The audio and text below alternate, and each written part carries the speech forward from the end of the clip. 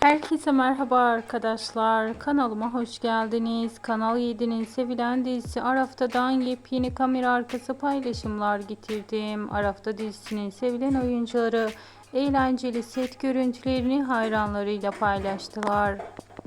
Sevilen dizinin başrol oyuncusu Emin Güneş ve İlsu Demirci günlük Instagram'dan da yepyeni kamera arkası görüntüler paylaşıyor. Tabii ben de bu görüntüleri hemen sizlere iletiyorum. Eğer sizler de bu tarz bilgilerden haberdar olmak istiyorsanız takipte kalmayı unutmayın. Hoşça kalın.